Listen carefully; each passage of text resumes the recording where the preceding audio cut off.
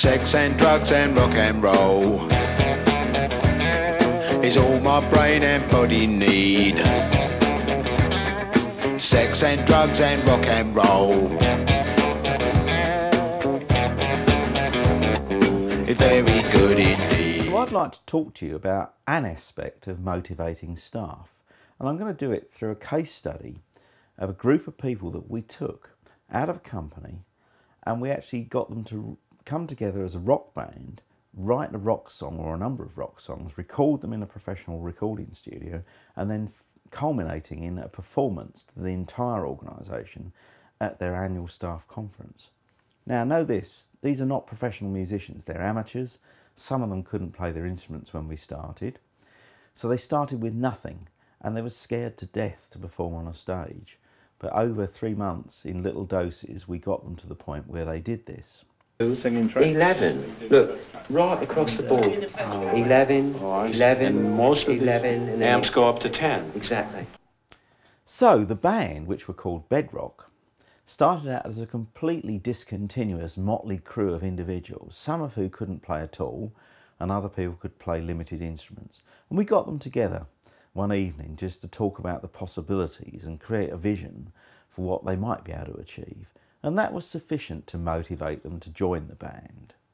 I forgot to tell them once they're in the band they couldn't leave, of course, but nonetheless nobody did want to leave.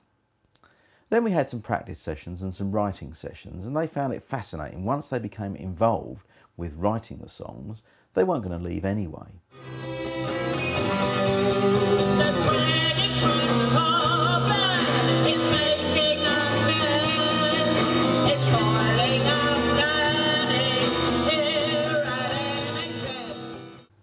The chief executive provided us with the A side of the song. Indeed, it's called The Credit Crunch Blues, a bittersweet reflection on the banking crisis that we're facing at this time. Once we'd got the band to agree to have a shared vision of actually writing these songs, we had several practice sessions, some in studios and some in the director's lounge, which was quite interesting. Just getting them loose and getting them confident about the fact they could do things and building up step by step their ability.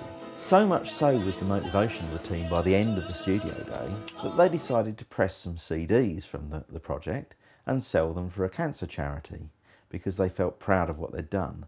And that was really an unexpected outcome even from my point of view. I wasn't expecting them to be so good. They also then easily agreed to perform at the conference.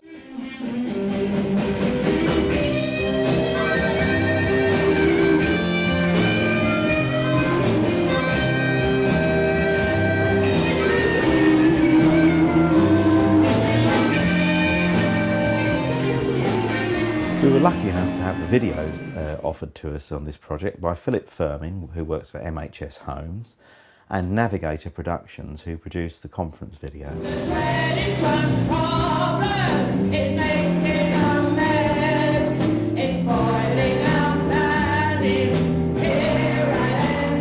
chief executive himself pointed out that people staying behind in their own spare time and giving a standing ovation to the band was proof positive that indeed it had been their best conference ever.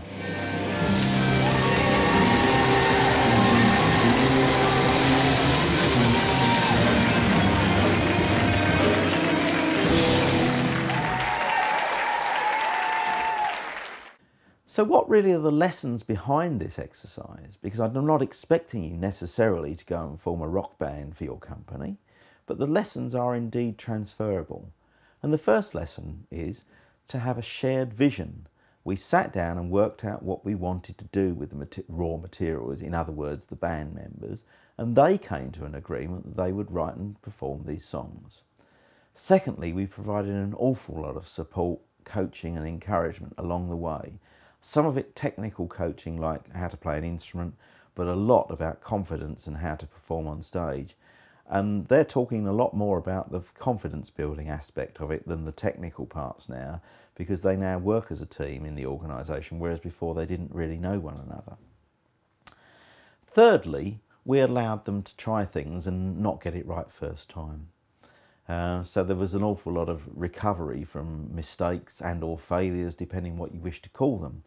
And that's terribly important, and a terribly important transferable lesson.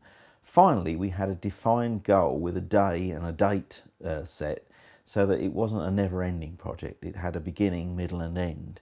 And I think there are 4 lessons that you can translate directly to motivating staff in your business.